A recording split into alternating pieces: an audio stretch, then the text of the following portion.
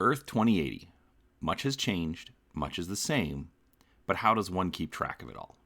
By looking it up in the Neo-Anarchist Streetpedia, a collection of information about people, places, corporations, nations, and anything else that might interest those that lurk in the shadows.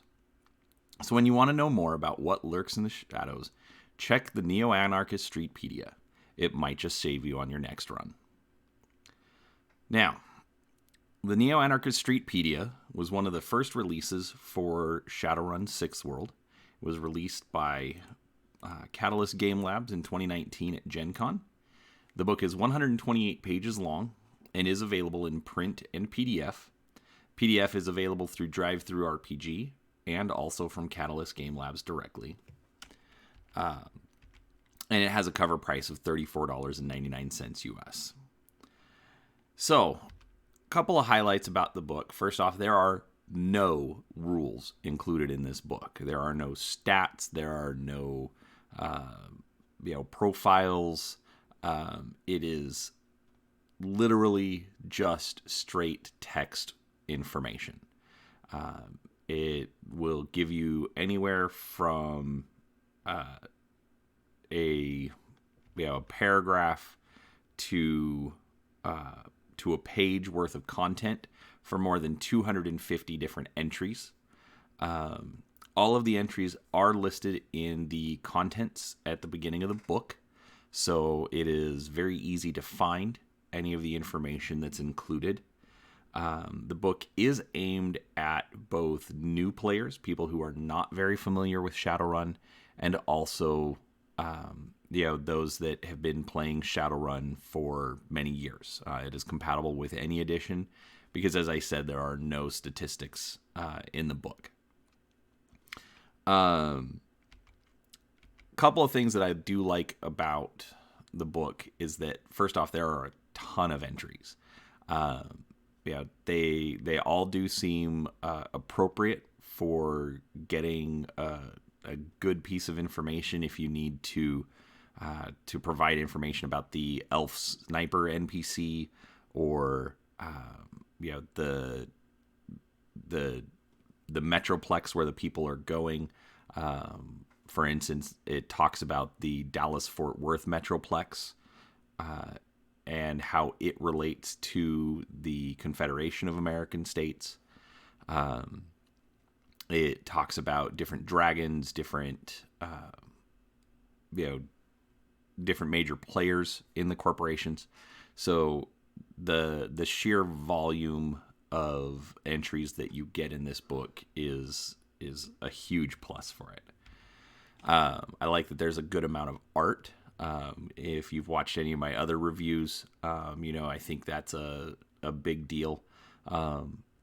Especially because of the fact that when you're talking about a fantasy setting, the art is really what's going to help kind of convey what the designers are trying to do.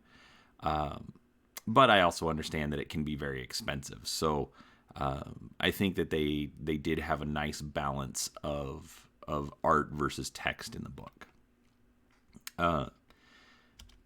And I also like that the entries, they didn't feel like they were shortchanging you. They didn't feel like they were too long, too short. Some of them were broken up into subsections, such as the entry about different arcologies. It would talk about arcologies under the water, in space, and then also detail the Renraku arcology. So give a bit more specific information about that. So I really felt like I was getting a good understanding of the material that was presented. I also think the book does harken back to books such as the Sixth World Almanac. While the Almanac was more of a history lesson and geography lesson as far as how it presented the information, this book to me is a nice complement to that. Whereas the Almanac was presented in a chronological or a geographic sense. This is, just a collection of information, not trying to focus on any particular space. Now, I do think that can be a bit of a problem because the entries are basically just at random. You are literally reading an encyclopedia with this, which if anyone has ever tried doing that, it's not that easy because it just jumps from one topic to another. And it's just in an alphabetical format. So that can cause a problem. Also, a lot of the information, can be just basic Shadowrun information that if you've been playing the game for the last 30 years, you probably know a lot of it already. I will be honest, while I am familiar with Shadowrun over the last 30 years, I have not delved into all of the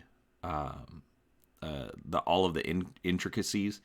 While I own some older editions, I would actually say that Sixth World is the first time I've started to deep dive on the game. So to me, this book is great because it does give a lot of that basic information that's been developed. But if you've been playing for the last 30 years, the information may not be as useful to you. You may already know it. And unfortunately, I don't really have a way to tell how much of it is actually new content versus just collected from previous books or other source material. But overall, I have to say I did like the book. It's not anything new or revolutionary, but it is a nice collection of information for the Shadowrun setting. I'm not sure how much it's going to get used after I've been able to fully digest all the information. But as I said, I'm not sure how much information would be considered new to veteran players. And this may limit its usefulness. In the end, I would say if you don't have a good knowledge of Shadowrun, I would definitely recommend picking it up.